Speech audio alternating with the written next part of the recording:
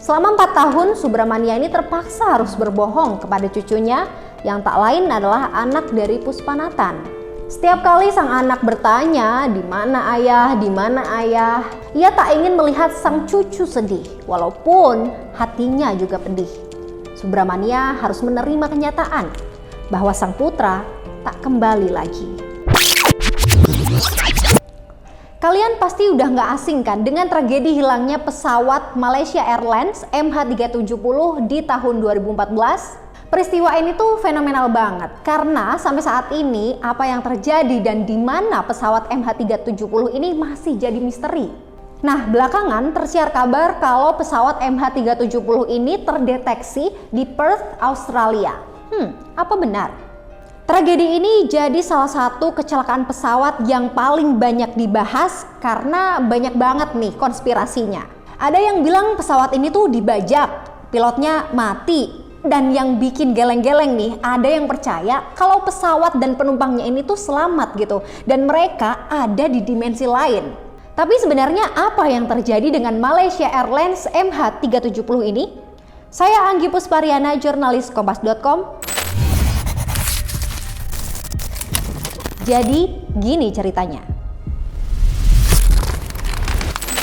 8 Maret 2014 pada pukul 0.42 waktu Kuala Lumpur, pesawat MH370 ini tuh lepas landas dari Bandara Internasional Kuala Lumpur dengan tujuan Beijing, Cina. Nah, pesawat ini diperkirakan akan tiba di Beijing pada pukul 6.30 waktu setempat. Pesawat ini mengangkut 12 awak kabin dan 227 penumpang. Pada manifest penerbangan tercatat ada 153 orang dari Cina, 38 dari Malaysia, 7 penumpang Indonesia, 5 penumpang India, 6 penumpang Australia, 4 penumpang Prancis, 3 penumpang dari Amerika Serikat, 2 penumpang Selandia Baru, 2 penumpang Ukraina, 2 penumpang Kanada, dan masing-masing 1 penumpang dari Rusia, Italia, Belanda, Taiwan, dan Austria. Pesawat MH370 ini diterbangkan oleh pilot yang bernama Kapten Zahari Ahmad Syah yang berusia 53 tahun. Nah, Kapten Zahari ini memang veteran pilot yang dari 1981 udah kerja bareng Malaysia Airlines. Nah, saking cintanya dengan dunia aviasi, Kapten Zahari ini tuh sampai bikin simulator di November 2012. Dan waktu dia jadi pilotnya MH370, Zahari ini ditemani sama Farik Abdul Hamid yang saat itu berusia 27 tahun.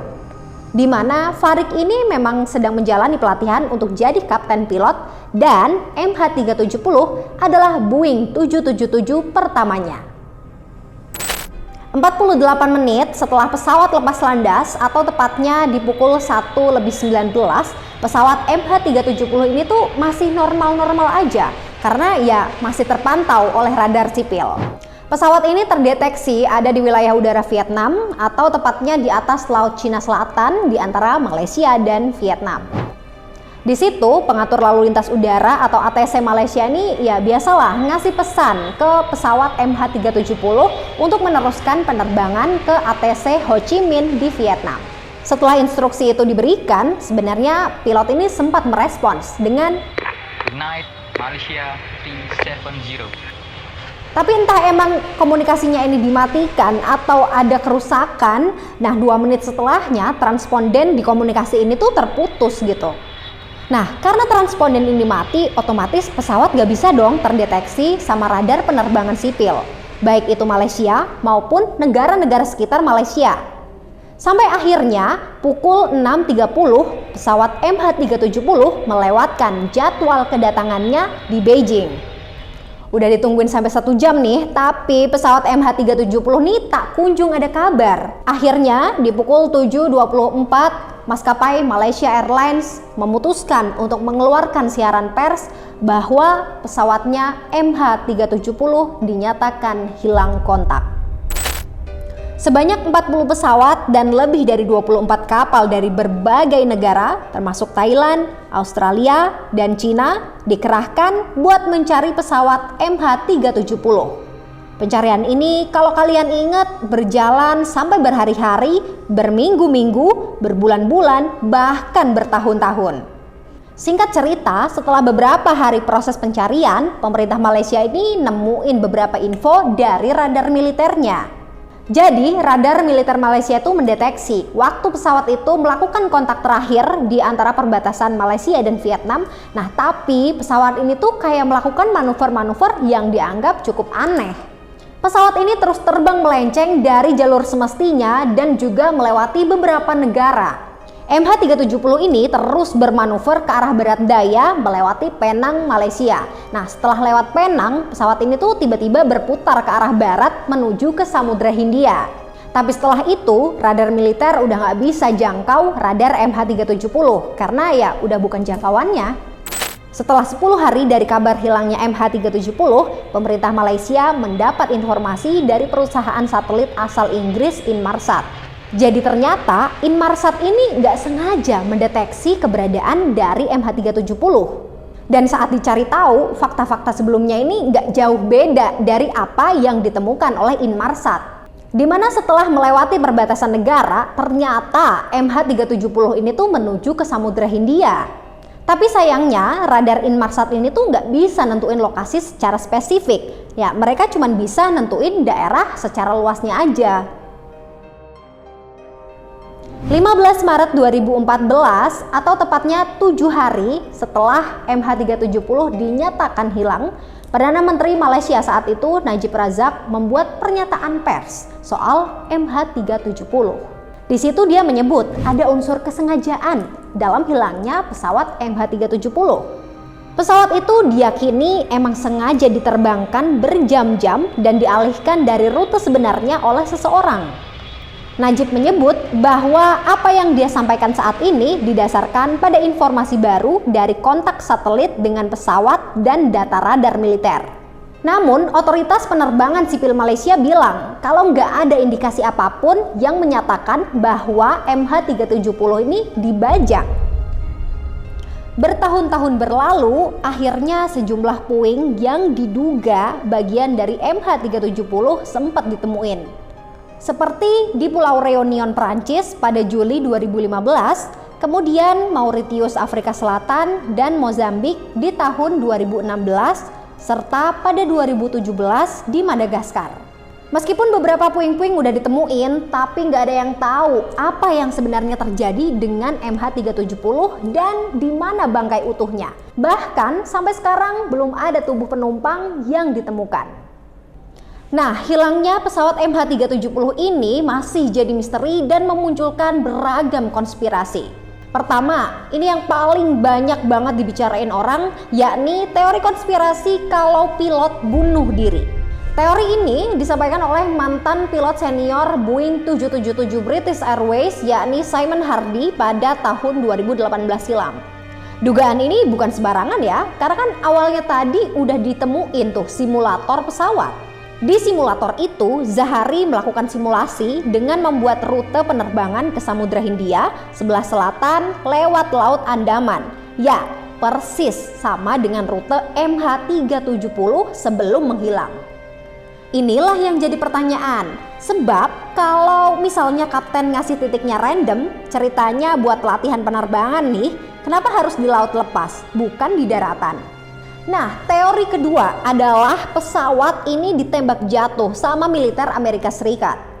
Teori ini disampaikan oleh mantan CEO maskapai Prancis Proteus Airlines, yakni Mark Duguay.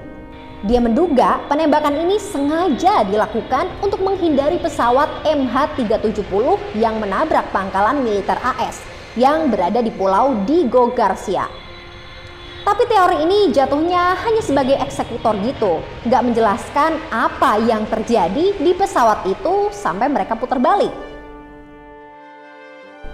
17 Januari 2017, pemerintah Malaysia, China, dan Australia memutuskan untuk menghentikan sementara pencarian pesawat MH370. Karena ya selain pencariannya yang lama, tentu aja ini menelan biaya yang nggak sedikit. Tapi pemerintah Malaysia bilang nih, kalau ada fakta baru yang mencuat lagi, tentu aja pencariannya akan dilanjutkan. Keputusan untuk menutup investigasi pencarian pesawat MH370 tentu aja menyisakan kesedihan bagi keluarga korban. Seorang kakek berusia 64 tahun bernama G. Subramania di Kuala Lumpur, Malaysia salah satunya. Anaknya yang bernama S. Puspanatan menjadi salah satu penumpang di penerbangan itu. Selama 4 tahun, Subramania ini terpaksa harus berbohong kepada cucunya yang tak lain adalah anak dari Puspanatan. Setiap kali sang anak bertanya, "Di mana ayah? Di mana ayah?" Ya, Subramania hanya bisa menjawab, "Ayah sedang pergi bekerja." Ia tak ingin melihat sang cucu sedih, walaupun hatinya juga pedih. Subramania harus menerima kenyataan bahwa sang putra tak kembali lagi.